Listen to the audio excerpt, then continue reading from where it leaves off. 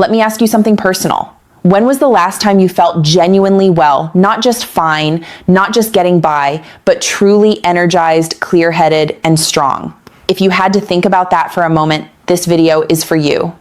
Here's something that stopped me cold when I first looked into it during my 12 years of practice. The average American man lives nearly 6 years less than the average American woman. 6 years, that's not a small gap. That's grandchildren, retirement trips, moments with the people you love most. And the reason most people assume men take risks, men are reckless. But in all my years working with patients, I've learned that's not the real story. The real killers aren't dramatic. They're ordinary, they're quiet, and most men never see them coming. My name is Dr. Nerita, and today I want to walk you through the 5 habits that are genuinely shortening men's lives.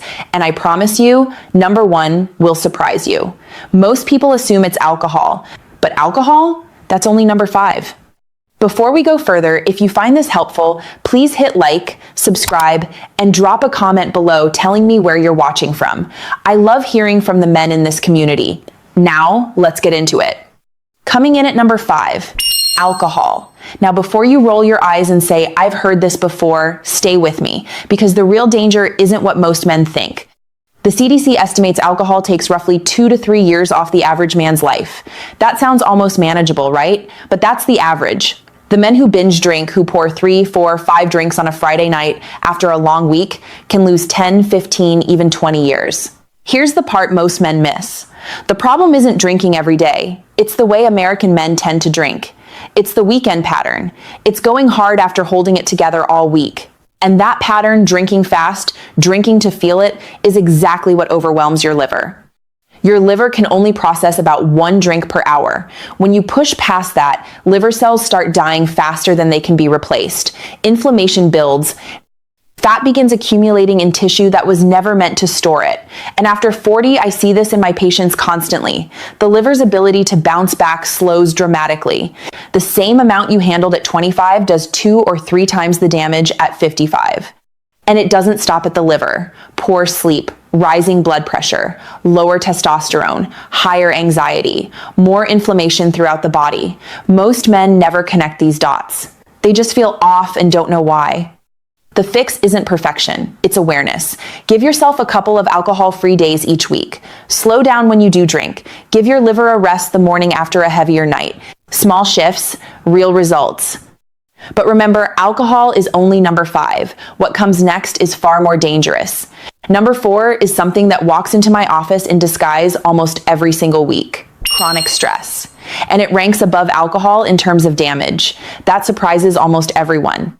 A long-running Harvard study found that men living under sustained, unrelenting stress lose an average of more than 4 years off their lives. But the number barely captures the reality of what's happening inside the body.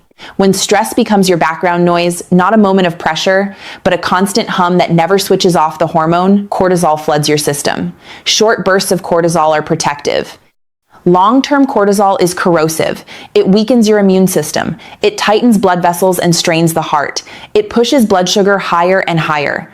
And it quietly destroys sleep quality, even when you're in bed for 8 hours.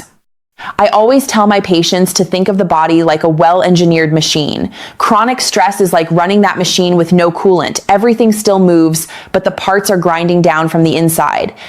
And here's the cultural problem. So many men are taught to push through, to stay silent, to be strong by not talking about it.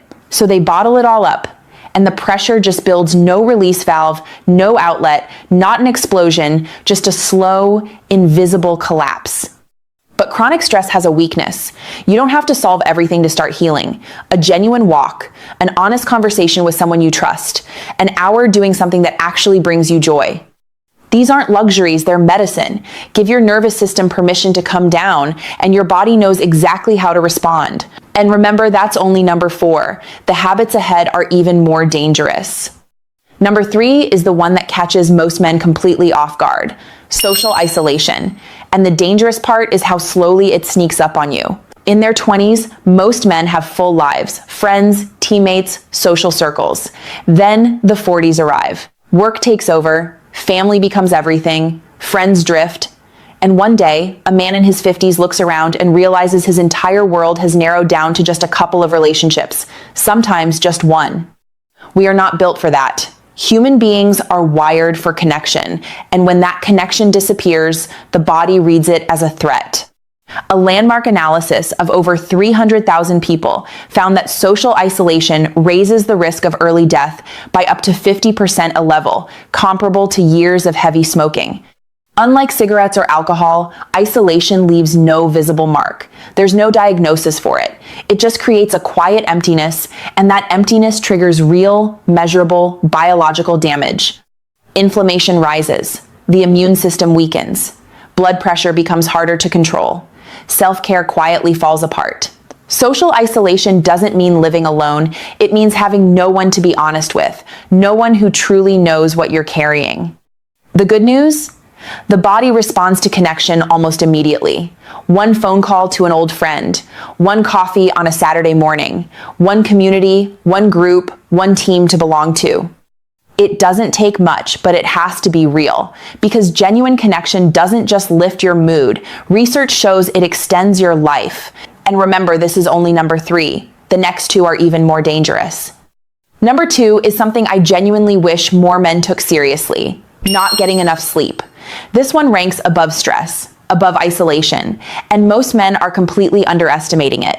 Sleep gets treated like a bonus, something you cut when life gets busy. One more episode, one more task, a couple fewer hours, no big deal. But your body absolutely disagrees. When you consistently fall short on sleep, your brain and organs are forced to keep working through the time that's supposed to be dedicated to repair. Your heart rate increases to compensate. Blood vessels stiffen. Blood sugar becomes harder to regulate. Even one night of sleeping, only 5 hours, can reduce immune function by nearly 30%. According to the American Academy of Sleep Medicine, men who regularly sleep fewer than 6 hours a night live an average of more than 7 years less. 7 years from a habit that feels completely harmless. And here's what makes it tricky. You adapt to feeling tired. You tell yourself you're fine, just a little sluggish, while your cardiovascular system and hormones are working overtime just to keep you functional. The good news is your body responds fast. After just 2 or 3 nights of real, solid sleep, 7 to 8 hours, blood pressure drops, focus sharpens, mood stabilizes, and energy starts returning. Sleep is not wasted time. It's the time your body spends pulling you back from the edge. To start improving tonight, keep a consistent bedtime, even on weekends.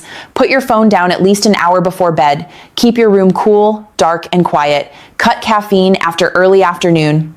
These aren't complicated changes, but they compound powerfully over time. And now, the number 1 habit shortening men's lives. Not alcohol, not stress, not even sleep deprivation. It's sitting, just sitting. I know, that sounds almost too simple to be taken seriously, and that's exactly why it's so dangerous. A 20-year study following over 120,000 people found that men who sit more than 8 hours a day carry a 60% higher risk of dying earlier, and a sedentary lifestyle can cut up to 12 years from a man's life. The damage isn't visible, it's happening deep inside. When you sit for extended periods, the large muscles in your legs, the biggest calorie-burning engines in your body, essentially shut down. Blood pools in your lower body, circulation slows. Your brain receives less oxygen, which is why long sitting sessions leave you foggy and drained. Insulin resistance builds quietly, raising the risk of type 2 diabetes. Inflammation rises. Your heart works harder just to push blood through a stiffened system. And here's the key thing I want you to hear.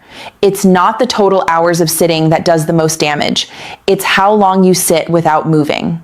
After just 30 minutes of stillness, your metabolism begins to drop, fat storage accelerates, and muscle tissue starts breaking down faster than it should. Use it or lose it, that's not a motivational phrase. That's physiology. But here's what I love telling my patients. You don't need a gym. You don't need a brand new routine. You just need to interrupt the stillness. Stand up every 30 minutes and move for 2 minutes. Walking after meals, even 5 minutes, makes a measurable difference.